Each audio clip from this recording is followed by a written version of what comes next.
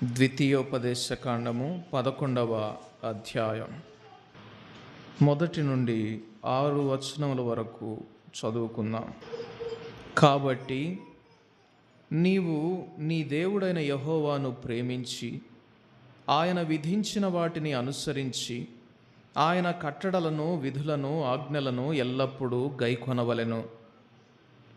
నీ దేవుడైన యెహోవా చేసిన శిక్షను, ఆయన మహిమను, ఆయన బాహుబలమును, ఆయన చాపిన చేతిని, ఐగుప్తులో ఐగుప్తు రాజైన ఫరోకును అతని సమస్త దేశమునకును ఆయన చేసిన సూచక క్రియలను, కార్యములను, ఆయన ఐగుప్తు దండునకును దాని గుర్రములకును రథములకును చేసిన దానిని, వారు మిమ్మును తరుముచుండగా ఆయన ఎర్ర సముద్ర జలమును వారి మీద ప్రవహింపజేసిన దానిని, యెహోవా నేటి వరకు వారిని నశింపజేసిన రీతిని, మీరు ఈ స్థలమునకు వచ్చు వరకు ఎడారిలో మీ కొరకు చేసిన దానిని, రూబేనీయుడైన ఏలియాబు కుమారులైన దాతాను, అబీరాములకు చేసిన పనిని, భూమి నోరు తెరచి వారిని, వారి ఇండ్లను, గుడారములను, వారి యొద్దనున్న సమస్త జీవరాశులను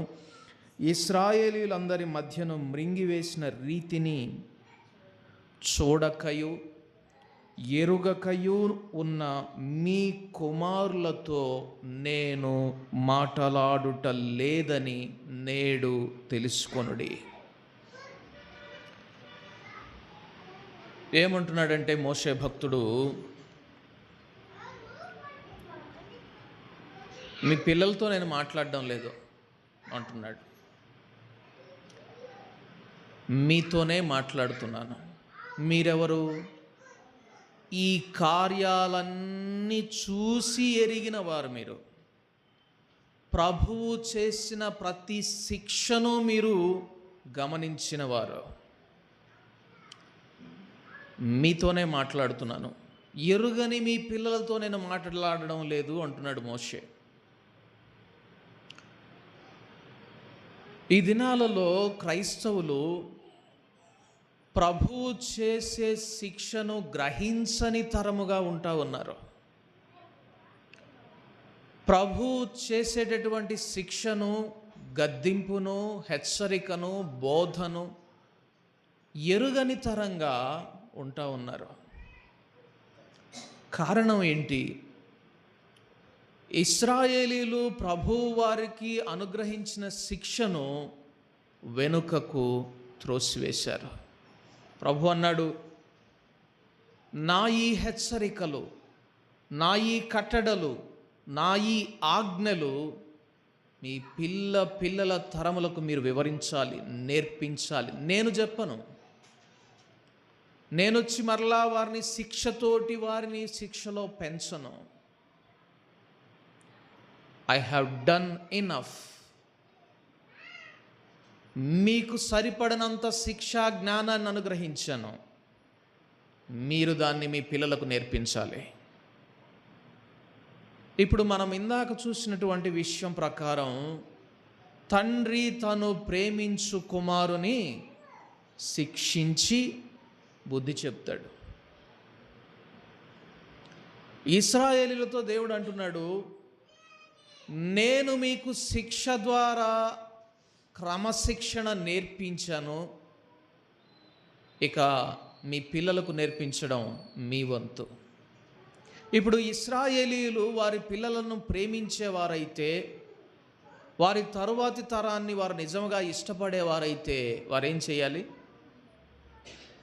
ఆ ఆజ్ఞలు, ఆ కట్టడలు, ప్రభువు చేయు శిక్ష వారికి నేర్పించాలి. కానీ మనం తర్వాత చూస్తాం, ఆ విషయంలో వారు ఫెయిల్ అయ్యారు. ప్రియ సహోదరులారా, మనం ఒక దినాన ప్రభు ఎదుట నిలబడినప్పుడు ఆయన ఈ గ్రంథంలో చెప్పిన ప్రతి మాటకు కూడా ఆయన లెక్క అడుగుతాడు అని మనం గ్రహించాలి. మనం ఆయన చెప్పిన ఏ మాటను కూడా లైట్గా తీసుకునే వారిగా ఉండకూడదు.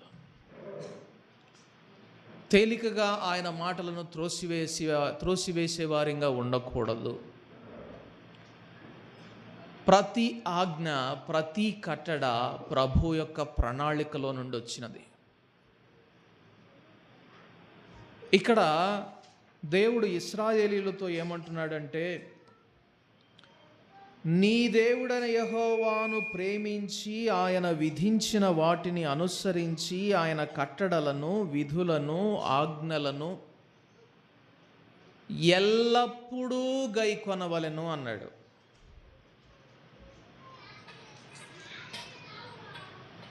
ఎస్, నేను సమ్మతిస్తున్నాను ఈ మాటకు అన్నవారు మీరందరూ కూడా చేతులెత్తండి. ప్రభు యొక్క ఆజ్ఞలను, కట్టడలను ఎల్లప్పుడూ గైకొనాలి అనేటటువంటి మాటకు సమ్మతించేవారు చేతులెత్తండి అంటే చాలామంది చేతులెత్తలేదు. అంటే అర్థం ఏంటి? ఎల్లప్పుడూ దేవుని ఆజ్ఞలు పాటించేది ఏంది? మన ఇంట్లో ప్రార్థన పెట్టినప్పుడో, మనకు అవసరం వచ్చినప్పుడో, లేకపోతే క్రిస్మస్ సీజన్లోనో, ఈస్టర్ సీజన్లోనో, నెల స్టార్ట్ అవుతుంది కదా, అప్పుడే దేవుని ఆజ్ఞలు పాటించాలి అనేదే కదా మీ అర్థం. చేతులెత్తని వారందరినీ నేను అడుగుతున్న మాట, దేవుని ఆజ్ఞలు ఎల్లప్పుడూ గైకొనాలి, అది లేఖనం సెలవిస్తున్నటువంటి మాట. ఇప్పుడు చేతులెత్తిన వాళ్ళని ఒక ప్రశ్న వేస్తున్నాను, మరి దాన్ని మీరు ఎల్లప్పుడూ గైకుంటున్నారా? ఎల్లప్పుడూ దేవుని ఆజ్ఞలను గైకుంటున్నారా? ప్రభు ఇచ్చిన శిక్షను గైకొని ప్రభు జ్ఞానాన్ని పొందుకుంటున్నారా? ఈ లోక మోసం నుండి, ఈ లోక తర్కం నుండి వేరై ప్రభు నేర్పించే జ్ఞానంలో ఎదుగుతున్నారా? దేవుని వాక్య గూఢార్థములను గ్రహించగలుగుతున్నారా? చూడండి, ప్రభు యొక్క శిక్షను మనం తేలికగా తీసుకోకుండా ఆ డిసిప్లిన్ని మనం నేర్చుకునే వారిగా ఉండాలి. ప్రభు యొక్క క్రమశిక్షణను మనం అవలంబించే వారిగా ఉండాలి. మనందరం కూడా ఒక ఫైనల్ ఎగ్జామ్ కోసం ప్రిపేర్ అవ్వడానికే ఈ భక్తి చేస్తున్నాం. ఫైనల్ ఎగ్జామ్ కోసం ప్రిపేర్ అవ్వడానికి ఈ భక్తి చేస్తూ ఉన్నాం. నిన్న చాలామంది పిల్లలు నవోదయ ఎంట్రన్స్ రాశారు. నేను ఆ ప్రశ్నాపత్రాలు కూడా చూశాను. చాలా ఆసక్తి అనిపించింది. కొంతమంది కొన్ని నెలలుగా ఆ పరీక్ష కోసం సిద్ధపడుతున్నటువంటి పిల్లలు ఉన్నారు. ఇంకా మన ప్రియ సహోదరులు కొంతమంది టెట్ ఎగ్జామ్ రాశారు, మళ్ళీ డిఎస్సి కోసం వెయిట్ చేస్తూ ఉన్నారు. ఈ సిద్ధపాటు ఎంతగా వీరు కలిగి ఉంటారో అది ఎక్కడ కనపడుతుంది? ఫైనల్ ఎగ్జామ్లో కనబడుతుంది. ఫైనల్ ఎగ్జామ్లో ఫెయిల్ అయ్యామంటే అర్థం ఏంటి? సరిగా ప్రిపేర్ కాలేదు, సరిగా సిద్ధపడలేదు. అందుకే మనం కొన్ని కోచింగ్ ఇన్స్టిట్యూట్స్లో చూస్తూ ఉంటాం. మన పిల్లలు కోచింగ్కి వెళ్ళిన వాళ్ళకి తెలుస్తుంది. టైంకి లేవాలి, ఖచ్చితంగా ఆ సమయానికి లేవాలి, వాళ్ళ కాలకృత్యాలు ఆ టైం లోపల తీర్చుకోవాలి, క్లాస్లో కూర్చోవాలి, వేరే వ్యాపకం ఏది పెట్టుకోకూడదు. ఎంత స్ట్రిక్ట్గా ఉంటాయో కొన్ని కోచింగ్ సెంటర్స్. తాత్కాలికమైనటువంటి ఫలితం కోసం మనం ప్రిపేర్ అయ్యే, మనం సిద్ధపడే విషయాలే ఇలాగా ఉంటే, నిత్యత్వం కోసం నిన్ను సిద్ధం చేయాలనుకుంటున్నటువంటి నీ తండ్రి, మన తండ్రి, పరమ తండ్రి ఇంకెంత గొప్పగా డిసిప్లిన్ నేర్పిస్తాడు, ఎంత ఎక్కువగా మనకు క్రమశిక్షణ నేర్పించాలనుకుంటాడు. ఆయన వాంఛంతా ఏంటంటే ఆ ఫైనల్ ఎగ్జామ్లో నువ్వు పాస్ అవ్వాలి. నీ జీవితంలో నువ్వు ఎదుర్కొనేటటువంటి ఈ తాత్కాలికమైనటువంటి పరీక్షలలో నువ్వు ఓడిపోవచ్చు, గెలవచ్చు. It's not the matter for him. అది ఆయనకు విషయం కాదు. ఆయన చూసేటటువంటి విషయం ఏంటంటే అంతిమంగా జరిగేటటువంటి ఆ పరీక్షలో నీవు నిలవబడి ఆయన ఎదుట జయించిన వానిగా నువ్వు నిలవబడాలన్నదే ఆయన హృదయవాంఛ. అందుకే ఆయన కొన్ని విషయాలు మనలను శిక్షిస్తాడు, బుద్ధి చెప్తాడు. మనలను హెచ్చించడానికి ముందు, బలపరచడానికి ముందు, పడిపోయిన చోట నిలవబెట్టడానికి ముందు ఆయన చేసే పని ఏంటో తెలుసా? He's gonna discipline you. ఆయన నిన్ను శిక్ష చేయబోతా ఉన్నాడు. బుద్ధి చెప్తాడు, హెచ్చరిస్తాడు, గద్దిస్తాడు, శిక్షిస్తాడు. ఆ తర్వాత వాటి ఫలాల్ని మనం చూస్తాం. బలపరచబడడం, ఘనపరచబడడం, హెచ్చింపబడడం, దేవుని జ్ఞానాన్ని పొందుకోవడం, ఆయన కట్టడలను అనుసరించగలిగేటటువంటి జీవితంలో ఉండడం. కానీ అన్నింటికంటే ప్రాథమికంగా ఆయన చేసే పని ఏంటంటే శిక్ష చేస్తాడు. ఎందుకంటే ఆయన మనలను ప్రేమించే తండ్రి. మనం ఆయన దత్తపుత్రులము కావాలనని, దుర్బీజులైనటువంటి కుమారులుగా ఉండకూడదని మనలో ప్రతి ఒక్కరిని ఆయన ప్రేమించి శిక్షిస్తున్నాడు. ఇక్కడ ఇశ్రాయేలీయులను ఆయన శిక్షించిన విధానం మనం చూస్తే, ఐగుప్తు రాజైన ఫరోకును అతని సమస్త దేశమునకును ఆయన చేసిన సూచక క్రియలను, కార్యములను. మీరు ఇప్పుడు ఈ ప్రశ్నకు సమాధానం చెప్పండి. ప్రభువు ఐగుప్తు వారిని శిక్షించాడా? ఫరో రాజును శిక్షించాడా? ఇశ్రాయేలును శిక్షించాడా? నా ప్రశ్న అర్థమైంది అనుకుంటున్నాను. ఇశ్రాయేలీలను ఐగుప్తులో నుంచి విడిపించుకొని బయటకు తీసుకొని రావడానికి దేవుడు ఇశ్రాయేలీలను శిక్షించాడా? ఐగుప్తీయులను శిక్షించాడా? ఫరో రాజును శిక్షించాడా? ఆన్సర్ చెప్పాలి. ఫరోనే శిక్షించాడు. కానీ ఇక్కడ లేఖనం ఏం చెప్తున్నదో తెలుసా? ఫరో పట్ల ఆయన చేసిన కార్యములను, ఇశ్రాయేలు పట్ల ఆయన చేసిన శిక్షను అంటున్నాడు. చూడండి, మనం ఏమనుకుంటాం సహజంగా? ఫరో నిజంగా యాతన పడ్డాడు, ఐగుప్తీయులు యాతన పడ్డారు, బాధపడ్డారు దేవుడు చేసే కార్యాలను బట్టి. అది కేవలం ఇశ్రాయేలీయులకు శిక్షాపాఠంగా ఉండడానికి మాత్రమే. చూడండి, మనం చూసేటటువంటి పనిష్మెంట్ వేరు, డిసిప్లిన్ వేరు. పనిష్మెంట్నే మనం డిసిప్లిన్ అనుకుంటాం.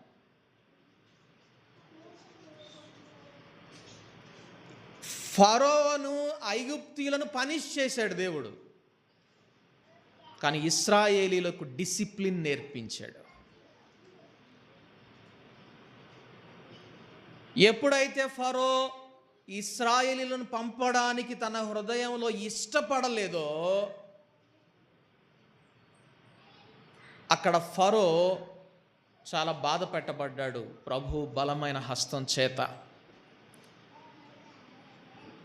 దాన్ని చూసి నేర్చుకోవలసినటువంటి ఇశ్రాయేలీలు, ఆ డిసిప్లిన్ నేర్చుకోవలసినటువంటి ఇశ్రాయేలీలు, ఆ శిక్ష పాఠం యొక్క ఫలాన్ని పొందుకోవలసినటువంటి ఇశ్రాయేలీలు ఆ డిసిప్లిన్ నేర్చుకోలేదు.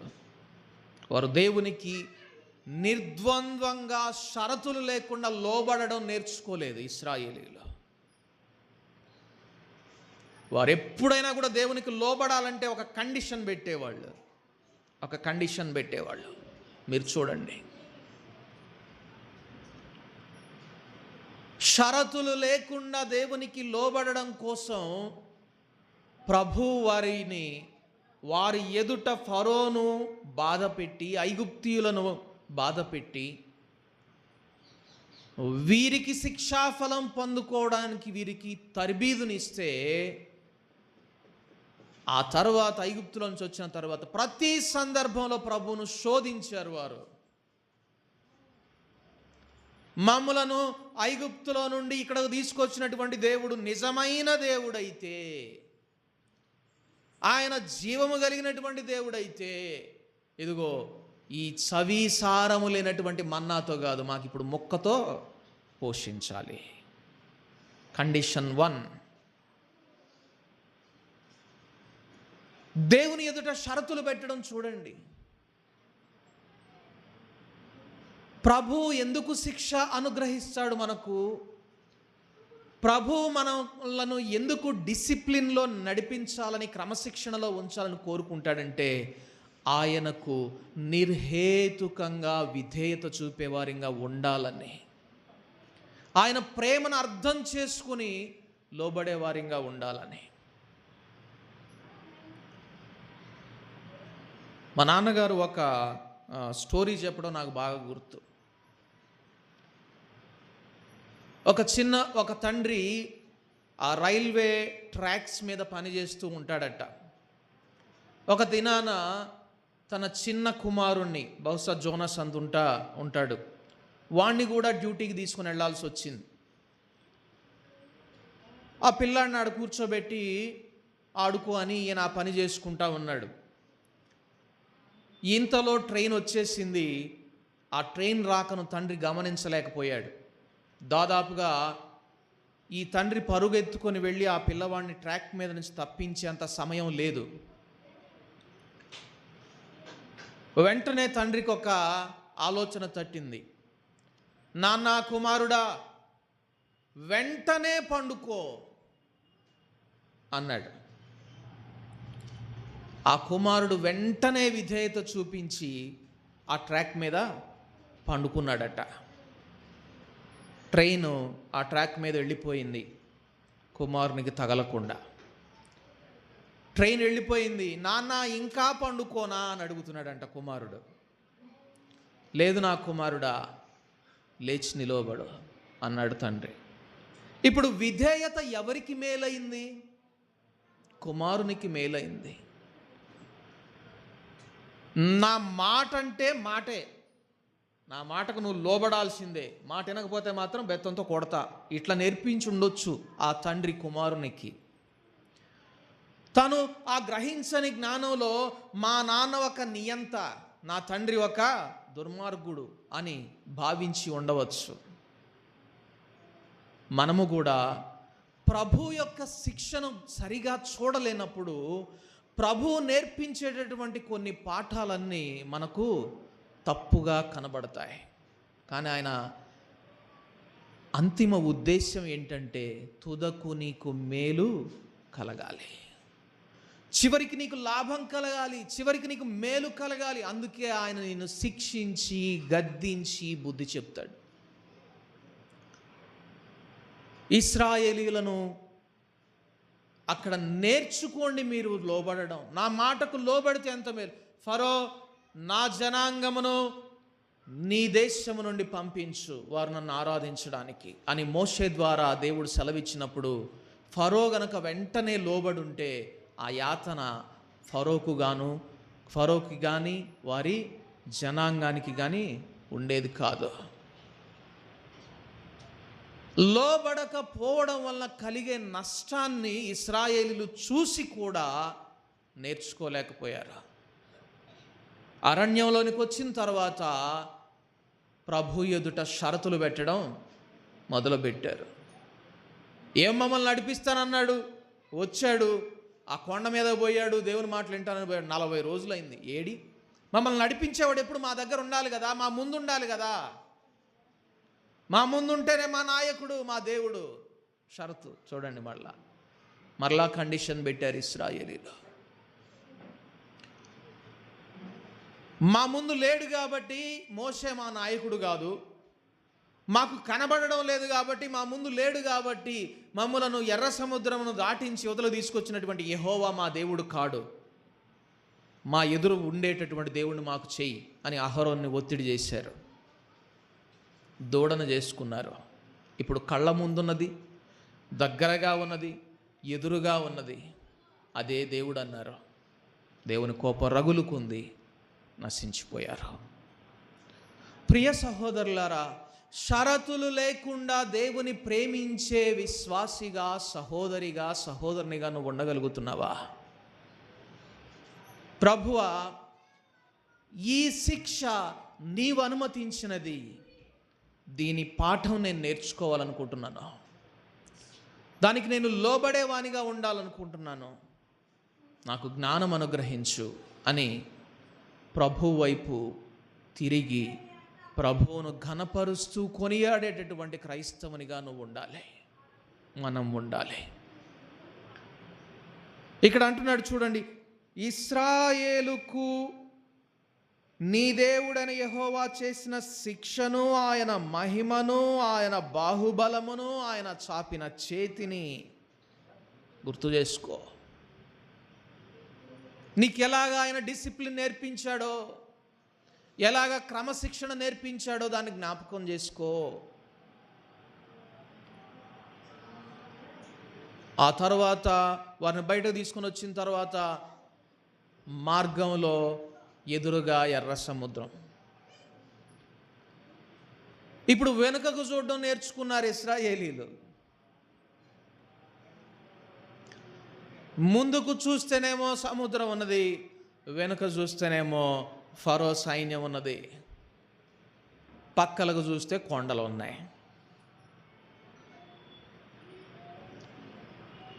నీకు చూడడానికి ఏ దిక్కు లేనప్పుడు నువ్వు చూడవలసినటువంటి ఇక మిగిలిన ఒకే ఒక దిక్కేటు, పైకి. నేర్చుకో దేవుని వైపు చూడడం అని ఇశ్రాయేలుకు నేర్పిస్తే, ప్రభువు వైపు చూడడం పక్కన పెట్టి ఆయన మాటలు వెనుకకు త్రోసివేశారట ఇశ్రాయేలీలు. చూద్దాం మనం ముందు.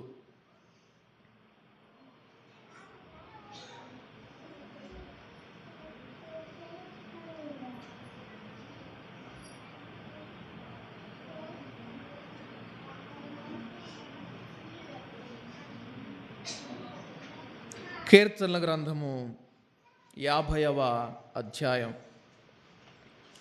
కీర్తనల గ్రంథము 50వ అధ్యాయం 17వ వచనం.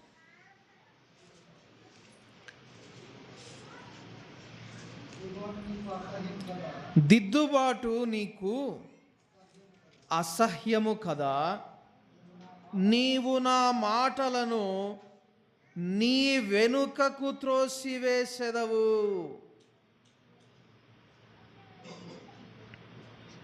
చూడండి, దేవుని మాటలు ఎదురుగా ఉంచుకోవలసినటువంటి వారు, తమ హృదయాలలో ఉంచుకోవలసినటువంటి వారు, అన్ని సందర్భాలలో ఆ మాటలను జ్ఞాపకం చేసుకుంటూ ఆయన వైపు చూడవలసినటువంటి వారు దేవుని మాటలను ఏం చేశారు? వెనుకకు త్రోసివేశారు. వెనుకకు త్రోసివేయడానికి కారణం ఏంటి? అసహ్యమైన ఆయన మాటలు. ఎందుకంటే అవి దిద్దుబాటుతో కూడిన మాటలు, గద్దింపుతో కూడినటువంటి మాటలు, హెచ్చరికతో కూడినటువంటి మాటలు. అవి తీసుకోవడానికి మనస్సు లేదు. వెనుకకు త్రోసివేసి అసహ్యించుకున్నారట వాటిని, ఆ మాటలు. ప్రభు ఆజ్ఞ నువ్వు పాటించకపోతే, ప్రభు కట్టడలు నువ్వు గైకొనకపోతే, ప్రభు చేత శిక్షింపబడి తీర్పులోనికి వెళ్తావు అనేటటువంటి హెచ్చరిక వాక్యాన్ని ఇష్టపడకుండా ప్రభు నిన్ను హెచ్చిస్తాడు, ఘనపరుస్తాడు, బలపరుస్తాడు, ఆశీర్వదిస్తాడు, దీవిస్తాడు, 1000 ఆశీర్వాదాన్ని ఇస్తాడు అనేటటువంటి ప్రసంగమే నీకు ఇష్టంగా మారిపోయిందంటే అర్థం ఏంటో తెలుసా? దిద్దుబాటు ఏమైంది? అసహ్యమైంది. ప్రభు ఇచ్చే శిక్ష నీకు ఇష్టం లేదు. ఫలితం ఏంటి?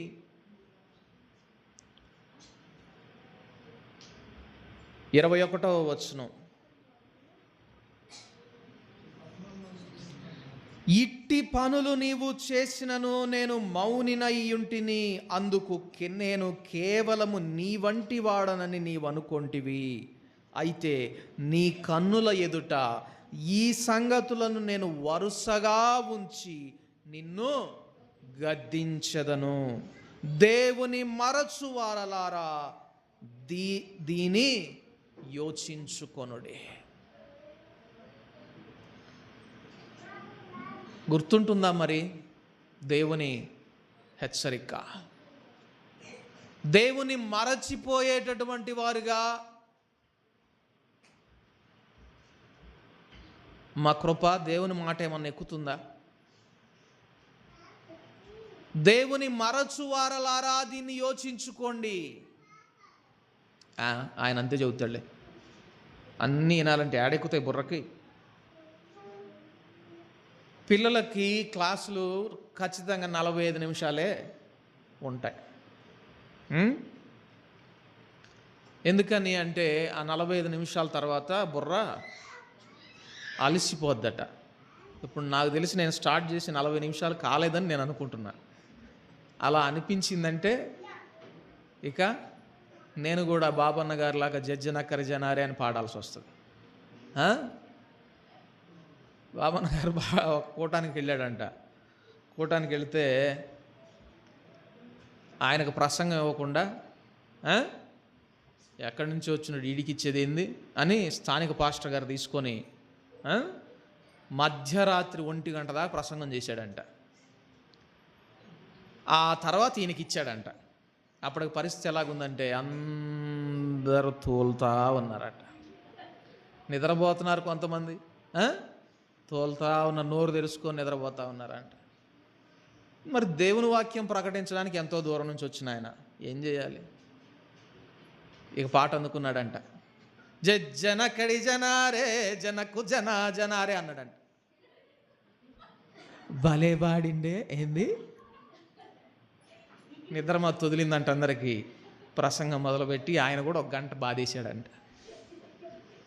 చివరికి పాస్టర్ గారికి కోపం మండి ఆశీర్వాదం ఇచ్చేటప్పుడు తండ్రి అయిన దేవుని కోప అంటున్నాడు. ఆ కోపం అంతా ఆశీర్వాదంలో చూపిస్తుంది. అట్లాంటి ప్రసంగాలు అయితే మనకు నచ్చుతాయి. సినిమాకి పోతే టీవీ ముందు సీరియల్ వస్తుంటే ఆడ అన్నం మాడిపోతున్నా కూర మాడిపోతున్నా పట్టించుకోకుండా నోరు తెరుచుకొని చూస్తూ ఉంటారే. దేవుని వాక్యం మీకు అసలు అంత ఆసక్తిగా లేదా? దేవుని వాక్యం మీద శ్రద్ధ పెట్టాలి. ఎప్పుడు ఉంటుందంటే ఆ శ్రద్ధ, నీవు మందిరమునకు పోవునప్పుడు నీ ప్రవర్తన జాగ్రత్తగా చూచుకొనుము అనే మాట నిజంగా నువ్వు ఆ అర్థాన్ని గ్రహించిన వ్యక్తివైతే, దానికి విలువనిచ్చేటటువంటి వ్యక్తివైతే అది పాటిస్తావు. ఇశ్రాయేలులు చేసిన పొరపాటు అదే.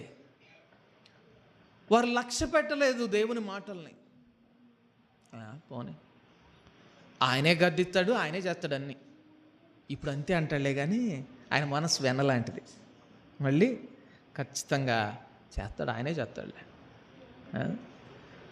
ఒకసారి మా ఆఫీస్లో దాదాపుగా సమయం వస్తూ ఉంది, ఆఫీస్ ముగించేటటువంటి సమయం. అప్పుడు వచ్చారు ఒక కస్టమర్ వచ్చి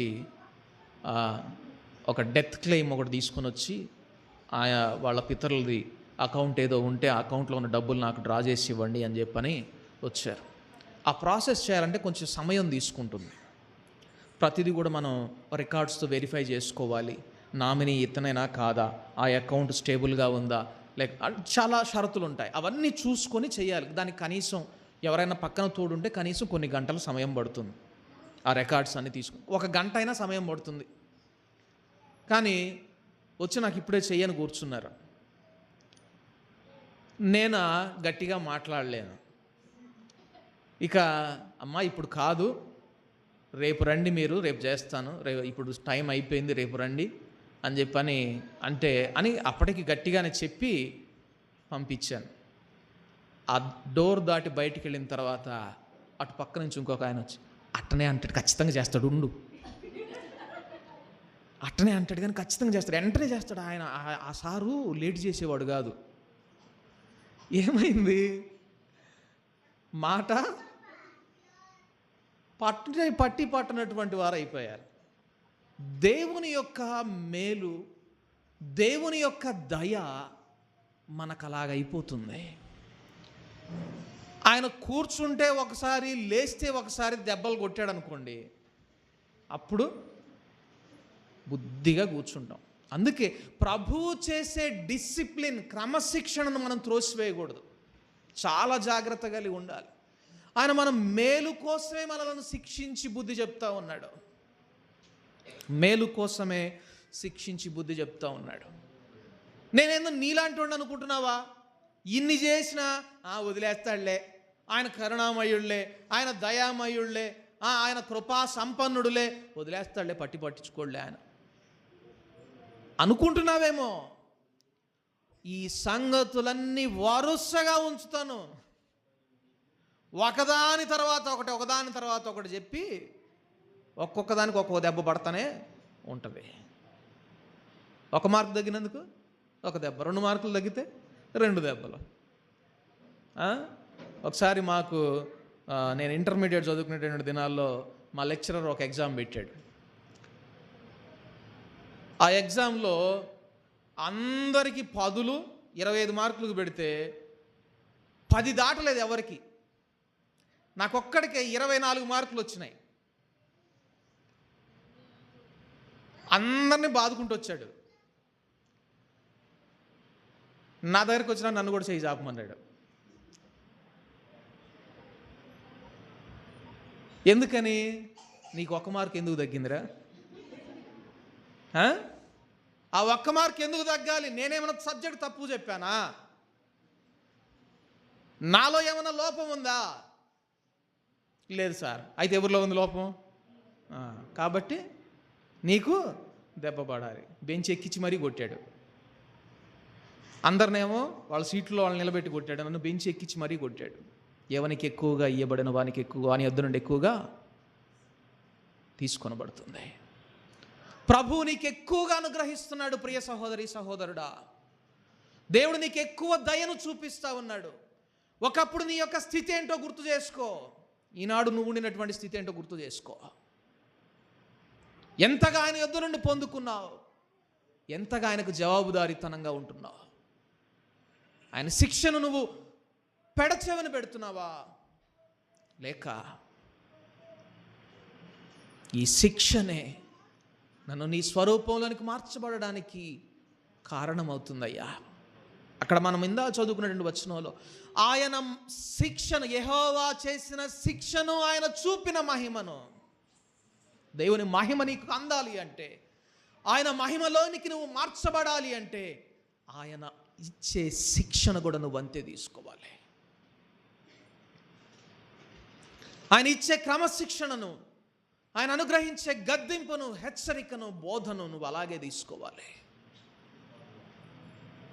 అప్పుడు అనుగ్రహించబడుతుంది ఆయన మహిమ నీకు. కానీ ఈ దినాల్లో ఎలాంటి క్రైస్తవులు ఎలా తయారవుతున్నారంటే,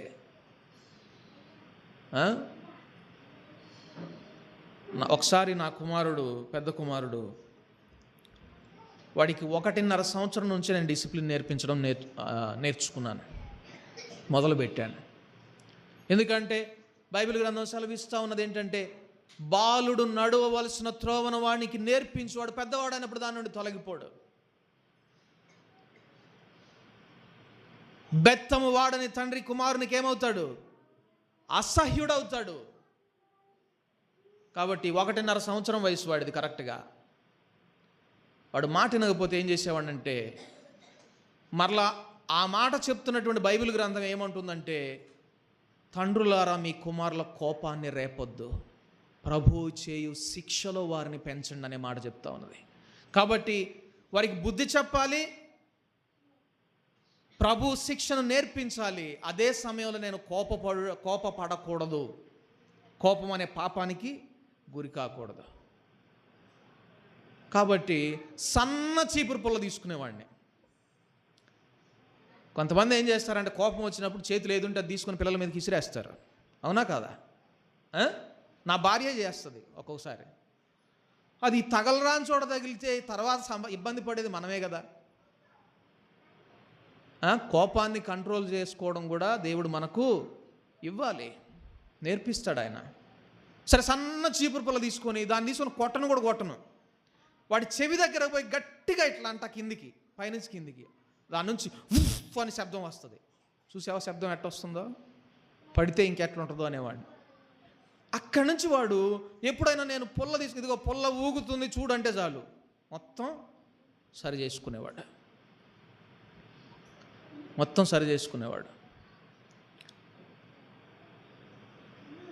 మనము కూడా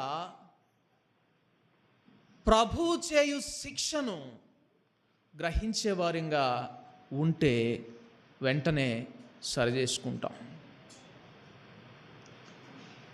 అలాంటి వాడు ఇప్పుడు ఎలాగ తయారయ్యాడంటే, ఒక దినాన ఇక ఆ తర్వాత పుల్ల పని చేయట్లేదు, బెల్ట్ తీసుకోవడం స్టార్ట్ చేశాను. ఆ పుల్ల వాడడం అప్పటికి నేను మానేసి దాదాపుగా 2-3 సంవత్సరాలు అయింది. ఇంక వీడికి ఏమైపోయింది, అది అలుసు అయిపోయింది.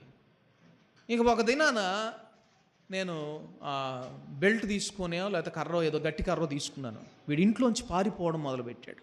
వాడి వయసు అప్పటికి 4 సంవత్సరాలు. చీకటి దాదాపు 9:30 నైట్ 9:30-10 గంటల సమయం.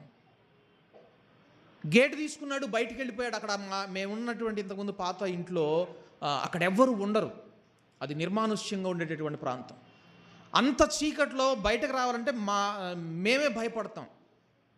ఆ చీకటి శక్తులు తిరుగుతూ ఉంటాయనని పలుసార్లు వీరు చూసి కూడా భయపడతారు. మా మిస్సెస్ కానీ మా అత్తగారు కానీ వీళ్ళందరూ. వీడు ఆ టైంలో బయటికి వెళ్ళిపోయాడు, ఇంట్లోకి రావట్లా, గేట్ దగ్గర నిలబడ్డాడు. నన్ను బయటికి వెళ్ళిపోమన్నావుగా, నన్ను మాట వినకపోతే కొడతానన్నావు, నేను రాను. చూడండి, శిక్ష ఎప్పుడైతే ఆలస్యమైందో, శిక్ష ఎప్పుడైతే మానుకున్నానో, వీడిలో ఏ స్వభావం డెవలప్ అయింది?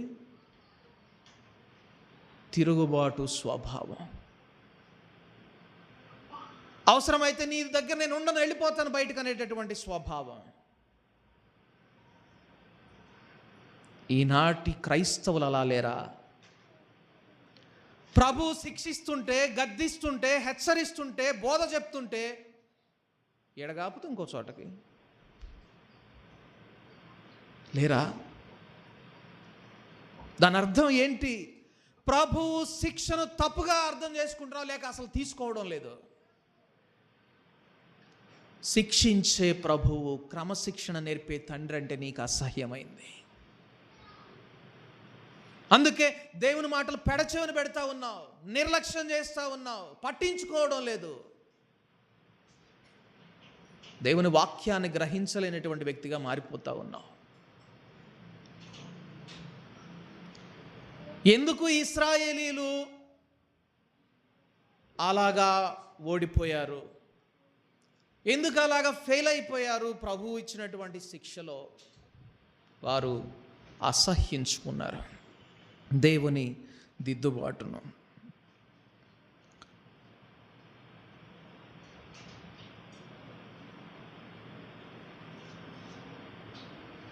బైబిల్ గ్రంథం సెలవిస్తున్నటువంటి మాట ఏంటంటే, యోబు గ్రంథం 5వ అధ్యాయం 17వ వచనంలో, దేవుడు గద్దించు మనుష్యుడు ధన్యుడు, కాబట్టి సర్వశక్తుడగు దేవుని శిక్షను తృణీకరింపకుము. దేవుడు గద్దించే మనుష్యుడు ధన్యుడు. Behold how happy is the man whom God reproves. English బైబిల్లో ఏముందో తెలుసా ఆ మాటకు అర్థం? తెలుగు బైబిల్లోనేమో దేవుడు గద్దించు మనుష్యుడు ధన్యుడు అనుంది. ఇంగ్లీష్ బైబిల్లో దాన్ని ఎలాగా ట్రాన్స్లేట్ చేశారంటే, దేవుడు గద్దించు మనుష్యుడు సంతోషభరితుడవుతాడు అనుంది. నీ క్రైస్తవ జీవితంలో నిజమైన సంతోషము, ప్రభువునందు ఎల్లప్పుడూ ఆనందించేటటువంటి జీవితం నీలో లోటుగా ఉందా? ప్రభు గద్దించడం లేదని గ్రహించు ప్రియ సహోదరి సహోదరుడా. ఆయన డిసిప్లిన్ నీకు నేర్పించడం లేదని గ్రహించు. ఆయన క్రమశిక్షణ నీకు దూరమైందని గ్రహించు.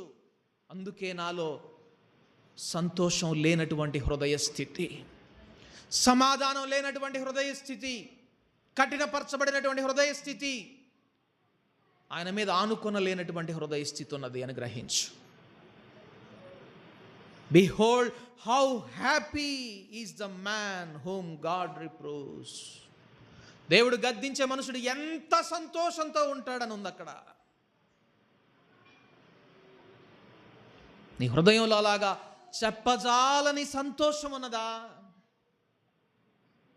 చెప్పజాలని సంతోషము చూస్తే ఎంత బాగుండునో,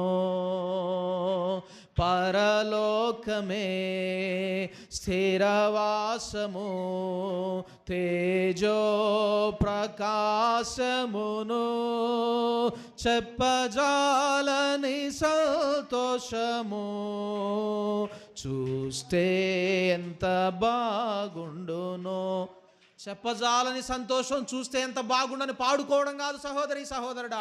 ఆ సంతోషం నీకు అనుగ్రహించబడాలంటే ఆయన గద్దింపుని ఇష్టపడు, ఆయన హెచ్చరికను పొందుకో, ఆయన శిక్షను కోరుకో. ఆయన చేతిలో గద్దింపబడడం, ఆయన చేతి ద్వారా శిక్షింపబడడం నీ హృదయంలో చెప్పజాలని సంతోషాన్ని కలిగిస్తుంది, చెప్పజాలని సంతోషాన్ని కలిగిస్తుంది. ఇంకొక వచనం కూడా మనం చూద్దాం. అందుకే భక్తుడు అన్నాడు ఒక మాట, కీర్తనల గ్రంథం 118వ అధ్యాయం 18వ వచనం, యెహోవా నన్ను కఠినముగా శిక్షించెను. ఏమంటున్నాడు భక్తుడు? దేవుడు ఎట్లా శిక్షించాడంట? కఠినముగా శిక్షించాడట. మరి నిన్ను అలా శిక్షిస్తున్నాడా దేవుడు? ఒక సహోదరి దేవుని సేవకుని దగ్గరకు వచ్చి కంప్లైంట్ చేస్తూ ఉందంట ఇంకొక సహోదరి మీద. అంత మాట అన్నారు నన్ను పట్టుకొని, అంతమందిలో ఇన్ని మాటలు అన్నారు, కనీసం లెక్క చేయలేదు నన్ను అని ఒకటే కంప్లైంట్ చేస్తూ ఉందంట. కంప్లైంట్ చేస్తుంటే దేవుని సేవకుడు అన్నాడంట, నీ ముఖం మీద ఏమైనా ఉమ్మేశారా అన్నాడంట. వేయలేదు. నీ వీపును ఏమైనా కొరడాతో కొట్టారా? నీ వీపు ఏమైనా చీల్చబడిందా అన్నాడంట. లేదు. నేను సిలువేశారా? వేయలేదు. ఇంకా నీకేం శిక్ష ఉంది ఆడ? నీ నిమిత్తం ఆయన అదే శిక్షను పొందుకున్నాడు. ఆయన నోట నుంచి వచ్చినటువంటి మొట్టమొదటి మాట ఏంటో తెలుసా? తండ్రి, వీరిని క్షమించు. నువ్వెందుకు క్షమించలేకపోతా ఉన్నావు? ఇక్కడ భక్తుడు అంటున్నాడు, నన్ను దేవుడు కఠినముగా శిక్షించను కానీ నన్ను మరణమునకు అప్పగింపలేదు.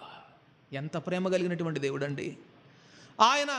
చూడండి, సరే ఇప్పుడు మీ భాషలోనికి వద్దాం. దేవుడు ఇశ్రాయేలీలను కాదు, ఫరోను ఐగుప్తీలనే శిక్షించాడు అనుకుందాం. కానీ ఫలితం ఏంటి? ఫరో వంశంగానే ఐగుప్తీలు కానీ ఏమైపోయారు? నశించిపోయారు. ఇశ్రాయేలీలు విడిపింపబడ్డారు.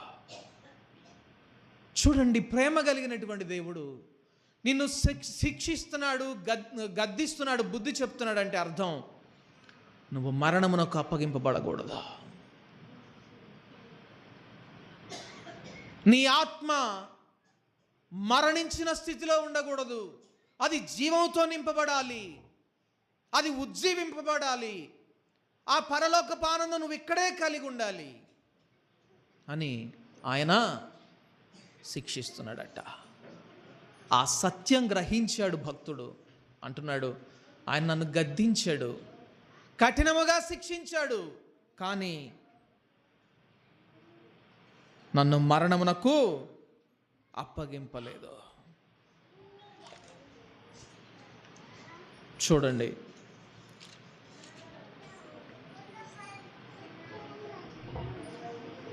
కాబట్టి నేను వచ్చునట్లు నీతి గుమ్మములు తీయుడి.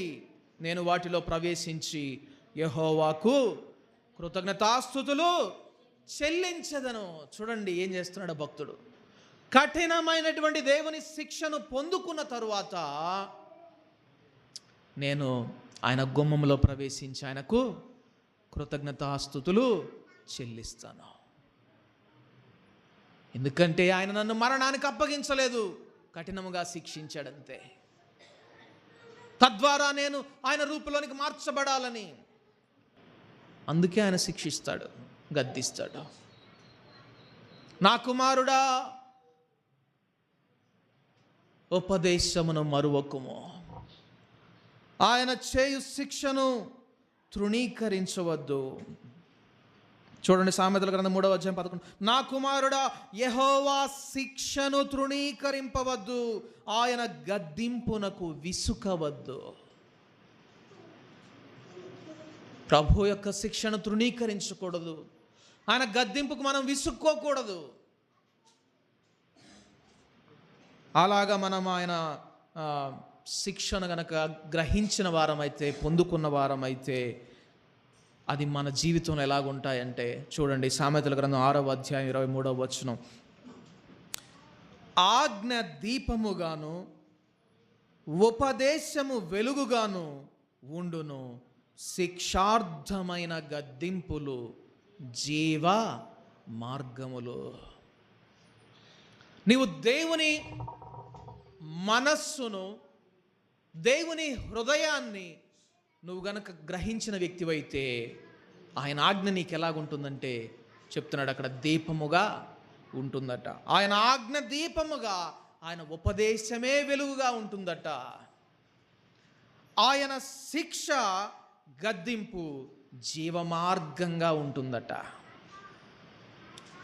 అంటే ఇప్పుడు చూడండి, ఎప్పుడైతే దేవుని ఆజ్ఞ నీకు అనుగ్రహించబడలేదో, అమ్మో నాకు వెలుగు లేదు, నాకు దీపం అనుగ్రహించబడలేదు, నేను చీకట్లో ఉన్నాను అనుకుంటాడట భక్తుడు. దేవుని ఆజ్ఞ అతనికి దీపము, దేవుని ఆజ్ఞ అతనికి వెలుగు. ఆయన శిక్ష, గద్దింపు జీవ మార్గమట నిజమైనటువంటి క్రైస్తవునికి. ఎప్పుడైతే దేవుడు శిక్ష కానీ దేవుని గద్దింపు కానీ అనుగ్రహించబడలేదో, అమ్మో నేను జీవ మార్గంలో నడవడం లేదు, నేను నాశన మార్గంలో ఉన్నానని కలవరపడతాడట క్రైస్తవుడు.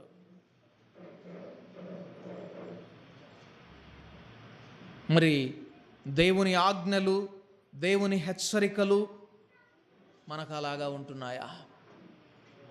ఇశ్రాయేలీయులు దేవుని ఆజ్ఞలను వెనుకకు త్రోసివేశారు, నిర్లక్ష్యం చేశారు. మీరు మీ కన్నుల ఎదుట బాసికముల వలె ఉండాలి నా ఆజ్ఞలు, కట్టడలు. మీరు లేచునప్పుడు, పండుకొనున్నప్పుడు, త్రోవను పోవునప్పుడు, నడుచునప్పుడు నా ఆజ్ఞలు మీరు కంఠభూషణములుగా ధరించుకోండి అన్నాడు. పక్కన పెట్టేశారు, అంతే అంటాడులే. 24 గంటలు వాక్యం ధ్యానం చేయాలంటే ఏడ కుదురుద్ది? మన పని మంది. మనం ఆ వాక్యం చూసుకుంటా ఉంటే, వాక్యం వినటానికి చర్చికి పరిగెత్తుకుంటూ పోవాలంటే ఈ పూలన్నీ ఎవడు కడతాడు? ఈ పని అంతా ఎవడు చేస్తాడు? ఇదే నిర్లక్ష్య స్వభావం కనపడుతుందా ప్రియ సహోదరి సహోదరుడా? Be on alert. జాగ్రత్తగా ఉండండి, మెళకువ కలిగి ఉండండి. ప్రేమించే తండ్రి, ప్రేమించే దేవుడు హెచ్చరిస్తున్నాడు ఈ దినాన. నువ్వు అనుకుంటున్నావేమో నేను నీలాంటి వాడిని అనుకుంటున్నావేమో, ఈ సంగతులని వరసగా పెట్టి నిన్ను గద్దిస్తాను.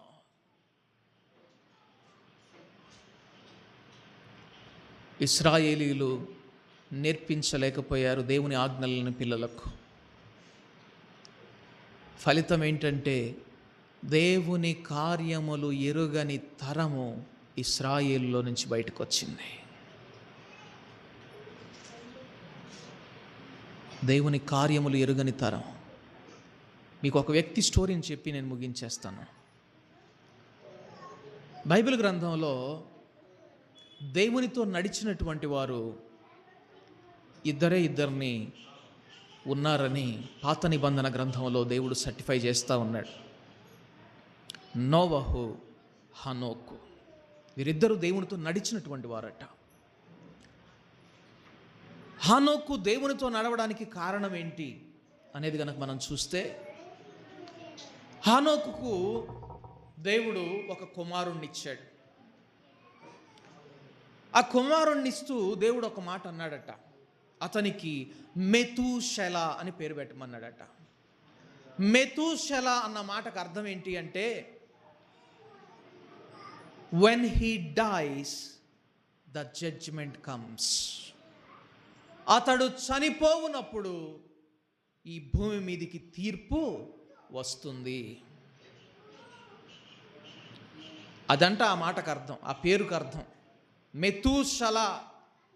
కాబట్టి మెతూషల అని పిలిచినప్పుడల్లా ఆ మాట గుర్తొస్తూ ఉంది.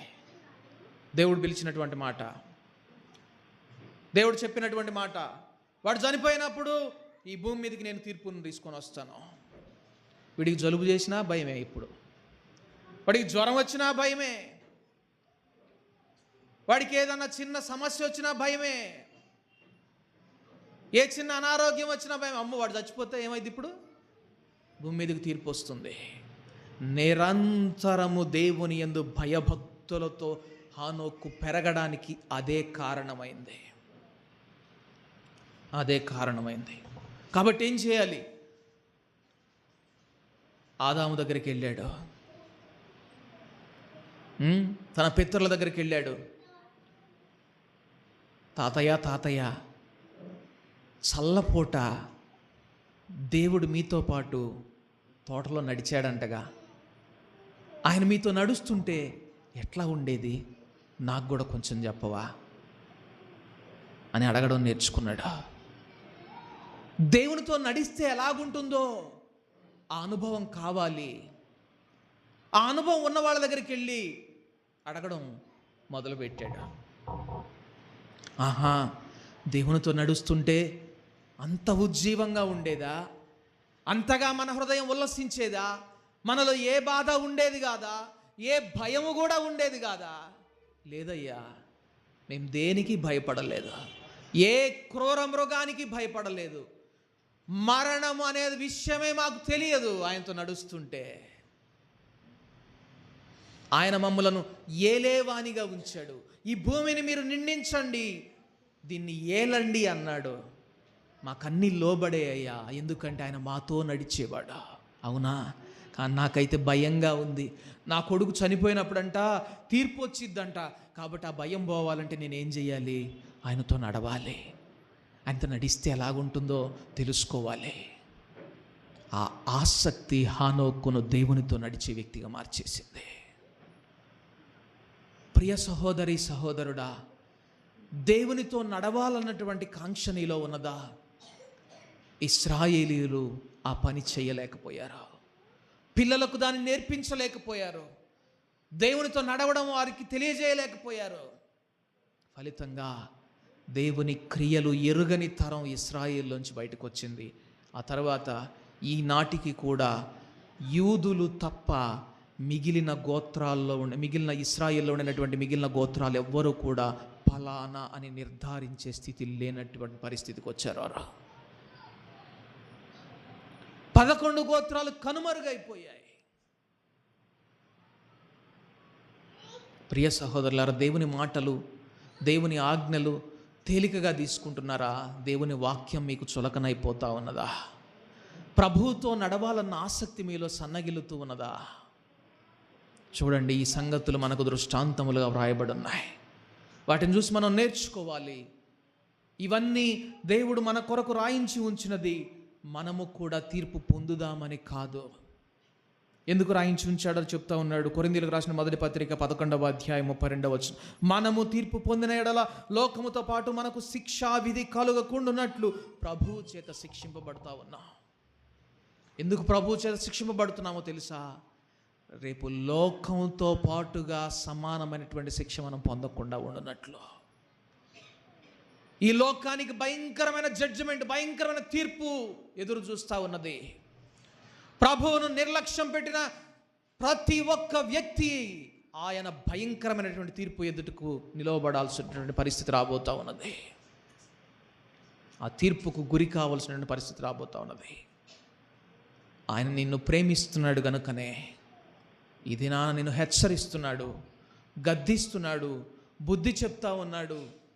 నా ఉపదేశాన్ని త్రోసివేయవద్దు, నా మాటలు వెనుకకు త్రోసివేయవద్దు, నా మాటలు నీ హృదయంలో ధ్యానం చేసుకో, నా ఉపదేశాన్ని మరోవద్దు, నా వాక్యాన్ని ధ్యానం చేయి, నా ఆజ్ఞలు గైకోను, అవి నీకు జీవపు మార్గాలు అవుతాయి, నా కట్టడలు నీకు దీపంగా మారుతాయి, వెలుగుగా మారుతాయి, చీకటిలో నీకు వెలుగును చూపిస్తాయి అంటా ఉన్నాడు.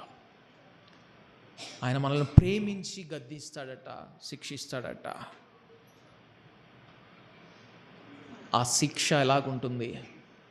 హెబ్రీయులకు రాసిన పత్రిక 12వ అధ్యాయం 11వ వచనం. హెబ్రీయులకు రాసిన పత్రిక 12వ అధ్యాయం 11వ వచనం. మరియు ప్రస్తుతమందు సమస్త శిక్షయు దుఃఖకరముగా కనబడునే గాని. ప్రభువు చేసే ప్రతి శిక్ష ఎలా కనబడుతుందంట? ఈ భూమి మీద మనం జీవించే దినాల్లో దుఃఖకరముగా కనబడునే గాని సంతోషకరముగా కనబడదు అంటున్నాడు. ప్రభు శిక్ష ఎప్పుడు కూడా దుఃఖకరంగానే కనపడుతుందట. ఈ భూమి మీద ఉండినంతకాలం మనకు సంతోషకరంగా అస్సలు ఉండదట. అయినను దాని యందు అభ్యాసము కలిగిన వానికి, కానీ ఎవరైతే ప్రభు శిక్షలో ఎదుగుతూ ఉంటారో, ప్రభు శిక్షలో అభ్యాసం పొందుతూ ఉంటారో, అట్టి వారికి నీతి అను సమాధానకరమైన ఫలము అనుగ్రహించబడుతుందట. సమాధానకరమైనటువంటి ఫలం, నీతి అనే సమాధానకరమైనటువంటి ఫలం. ఈ ఫలం పొందుకుంటే తీర్పు దినాన దేవుని ఎదుటి దగ్గరికి వెళ్ళినప్పుడు, దేవుని ఎదుటికి వెళ్ళినప్పుడు కలవరం ఉండదు, సంకుచిత భావం ఉండదు. వామ్మో నేను శిక్షింపబడతానేమో ఇప్పుడు అనే కలవరం ఉండదట. ఏముంటుంది? సమాధానం ఉంటుందట. మనం చూస్తాం బైబిల్ గ్రంథంలో ప్రభు వచ్చు దినానట 2 గుంపులుగా ఈ భూజనాంగం మారిపోతుంది.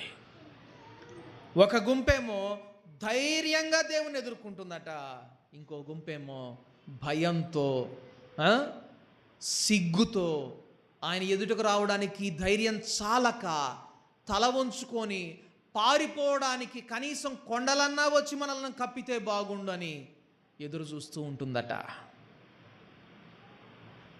ఒక గుంపేమో ధైర్యంగా ఎదుర్కొంటుందట. ఎందుకంటే ఆ గుంపు సమాధానం అనే ఫలాన్ని పొందుకున్నది, దేవుని నీతి అనే ఫలాన్ని పొందుకున్నది. ఆ గుంపు ప్రభు శిక్షలో అభ్యాసం పొందుకున్నది. ఆ గుంపు ఈ భూమి మీద ఉండినంత కాలం దుఃఖకరంగానే తన దినాలు గడిపింది. కానీ అంతిమంగా ప్రభు యొక్క సమాధాన నీతి అనే సమాధాన ఫలం పొందుకున్నది గనుకనే ఆ గుంపు ధైర్యంగా దేవుని ఎదుర్కొనేటటువంటి గుంపుగా మారింది. ప్రభు సింహాసనం ఎదుట జయించిన గుంపుగా నిలవబడింది అది.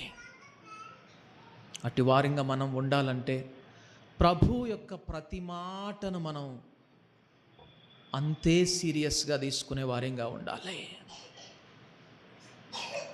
నువ్వు గణపరిచేవాడవే, హెచ్చించేవాడవే, బలపరిచేవాడివే, పడిపోయిన చోట నిలవబెట్టేటటువంటి వాడివే, కానీ ముందు నువ్వు శిక్షించేవాడవు. నాకు ఆ శిక్ష కావాలి. నీ ద్వారా బుద్ధి చెప్పబడిన వ్యక్తిగా, నీ ద్వారా గద్దింపబడినటువంటి వ్యక్తిగా నేను ఉండాలి. ఇంకొక పాట కూడా పాడారు మన ప్రియ సహోదరులు, నేనున్న స్థితిలోనే సంతృప్తిని కలిగించనని.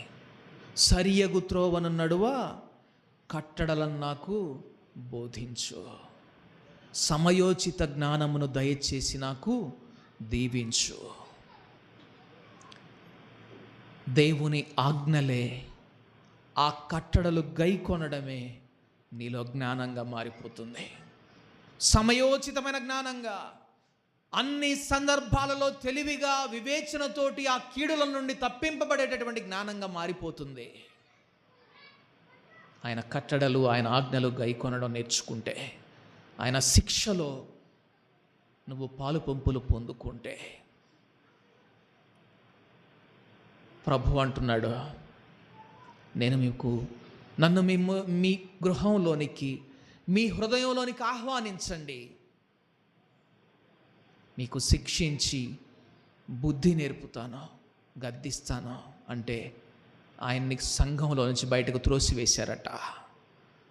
ఇదిగో నేను ద్వారమునొద్ద నిలబడి తలుపు తట్టుచూ ఉన్నాను, ఎవడు నా స్వరం విని నన్ను లోపలికి ఆహ్వానిస్తాడో వానితో నేను కూర్చొని భోజనం చేస్తాను, వాడికి నేను బుద్ధి చెప్తాను, వాడు నడవవలసినటువంటి త్రోవను నేను నేర్పిస్తాను, ఆనందిస్తాను వాడితో. కానీ సంఘం ఆయన బయటకు వెలుపలకు త్రోసివేస్తుందట. క్రైస్తవుడా, నీవు కూడా నీ హృదయంలో నుంచి ఆయన త్రోసివేస్తున్నావా? ఆయన వెలుపల ద్వారం దగ్గర ఉండి తలుపు తడుతూ ఉన్నాడు. యాకోబు బావి దగ్గర కాదు ఆయన ఉన్నది, ఇప్పుడు నీ హృదయం వెలుపల ఉన్నాడు, సంఘం బయట ఉన్నాడు. ఆహ్వానిస్తావా ఆయన లోపలకు? ప్రార్థన చేసుకుందాం, ప్రార్థన చేసుకుందాం, ప్రార్థన చేసుకుందాం. పరిశుద్ధుడా మా తండ్రి, నీకు వందనాలు, స్తుతులు, స్తోత్రాలు.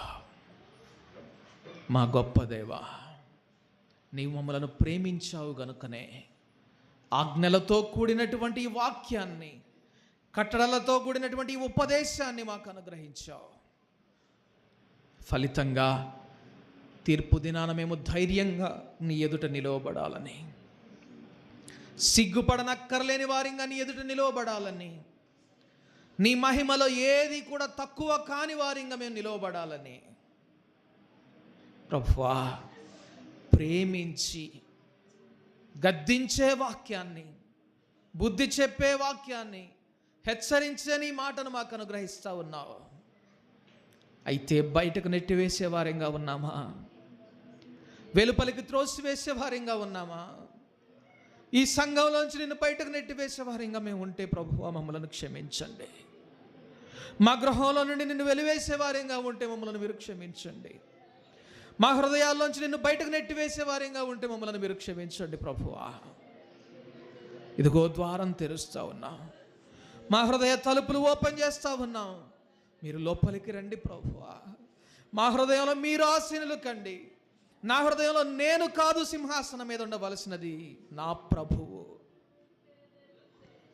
తండ్రి, అలాగ నేను ప్రేమించి హత్తుకునే వారిగా చేయండి. చీకటిలో ఉండే వారిగా కాకుండా వెలుగులో నడిచే వారిగా మేము ఉండాలని, నీ ఆజ్ఞలు మాకు అది వెలుగుగాను దీపంగాను ఉంటాయని, శిక్షార్థమైన ఉపదేశము జీవజలముగా మారుతుందని, జీవ మార్గముగా మారుతుందని ప్రభువా గ్రహించిన వారిగా, నిన్ను వెంబడించే వారిగా, నిన్ను హత్తుకునే వారిగా, నీ మాటకు విలువనిచ్చే వారిగా, నీ మాటను పెడచెవిని పెట్టకుండా, వెనుకకు త్రోసివేయకుండా వెంటనే విధేయత చూపించే వారిగా, అవిధేయులైన ఇశ్రాయేలీల వలె మేము కాకుండా ఉండాలని హెచ్చరికగా నీవు ఇచ్చినటువంటి వాక్యం ప్రభువా, నీ రాకడ దినాన మేము ధైర్యంగా నిన్ను ఎదుర్కొనే గుంపులో ఉండాలని నువ్వు మాకు ఇచ్చి ఉండగా, ఈ వాక్యానికి లోబడే వారిగా మమ్మల్ని మీరు చేయండి. ఎల్లప్పుడూ నీ శిక్షను ప్రేమించే వారిగా, నీ గద్దింపులను వెదకే వారిగా, నీ హెచ్చరికలను గైకొనే వారిగా మమ్మల్ని అందరినీ చేయండి ప్రభువా. మేమెవ్వరము నశించిపోవడం నీకు ఇష్టం లేదు. అందుకే నన్ను ఆహ్వానించండి. మీరు ఆహ్వానించవలసిన అవసరం కూడా లేదు, జస్ట్ తలుపు తెరవండి, నేను లోపలికి వచ్చేస్తాను అంటూ ఉన్నావు. కానీ హృదయాన్ని కఠినపరుచుకొని లోపల నుండి గడియ వేసి నిన్ను వెలుపల నిలవబెట్టినటువంటి తరంగా మేము మారిపోయామయ్యా. మమ్ములను క్షమించండి నాథా, మా ప్రాణేశ్వరుడా.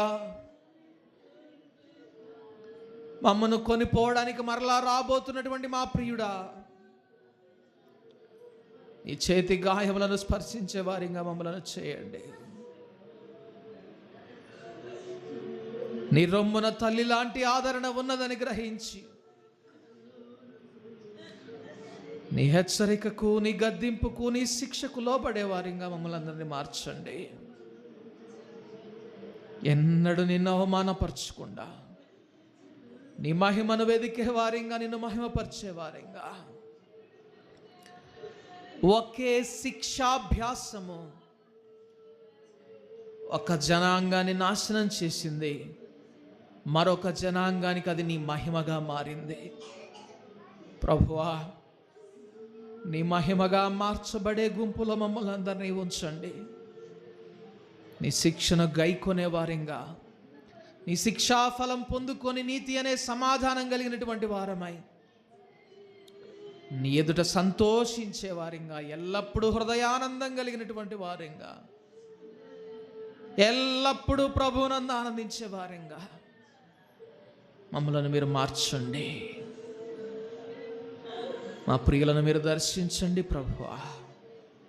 మా హృదయంలో మీ కార్యాన్ని జరిగించమని యేసు నామమందు ప్రార్థించి అడిగి వేడుకుంటున్నాము తండ్రి. ఆమేన్, ఆమేన్.